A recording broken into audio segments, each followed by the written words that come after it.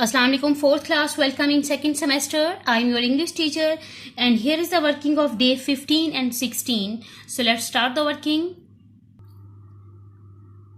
Here is our today's working, my doves. My doves, doves means fakhta, opposite my chamber window. Window means khirki, opposite mukhalif. On the sunny roof at play, play means khelna, roof means chat. High above the city's uproar. Flocks of doves sit day by day. Flocks mean june, doves. Fakhta sit, बैठना. Shining necks, shining चमकते हुए, and snowing feathers. Feathers means पर या पंख. Little rosy, tripping feet. Feet means पाँव. Twinkling eyes and fluttering wings. Wings means पर. Cooing voices. Voicing means आवाजें. Low and sweet. Low means कम होना and sweet. Sweet means दिलकश. Now come to the book work. Match the adjectives in column A. As black as night, as cold as ice, as blind as a bat, as deaf as a post, as fit as a fiddle, as flat as a cupcake, as free as a bird, as graceful as a swan, as hungry as a wolf, and the last is as red as a rose. See whether the following are in simple present or present continuous tense. I am eating my lunch. Present continuous. I eat my lunch at 12:30 every day. Simple present. My lunch consists of rice and vegetables. Simple present. My mother cooks very tasty food. Simple present. She is making a cake in the kitchen. Present continuous.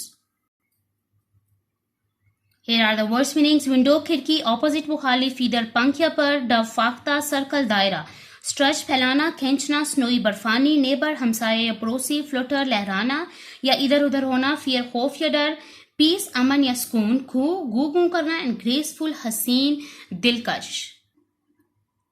Here's the first question. Where do the doves come every day? Every day the doves comes to the roof opposite the poet's window and sometimes to her window ledge. How are the doves described in the poem? The doves are described as having shining necks and snowy feathers, little rosy tripping feet, twinkling eyes and fluttering wings. They have cooing voices which are low and sweet. The next is the poet happy to see the doves? How do we know? The poet is happy to see the doves because she watched them daily. She also says that they feel her love. How does the poet get the doves to sit on her window ledge? The poet gets the doves to sit on her window ledge by placing crumbs of beard on it. How does the poet do so as not to frighten the doves? The poet hides behind a curtain so that the birds are not frightened. By feeding daily, they become less frightened. The next is how does the poet describe the doves? Make notes under the following headings. The appearance of doves. In folk with shining, gleaming necks, snowy feathers, little rosy feet, twinkling eyes. The sound made by the doves, cooing a low and sweet sound, but also the word flutter is something.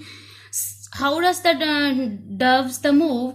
Tripping feet, fluttering wings, stretch their necks, shining, gracefully circle downward is soft flight. Is there a moral or message in this poem? What is it? Yes, the moral or message is kindness and patience allows us to get close to and observe natural beauty. Who is giving the alms and who is taking them? The poet is giving the alms and doves are taking them. In what form are the alms given? The alms are given in the form of beard crumbs.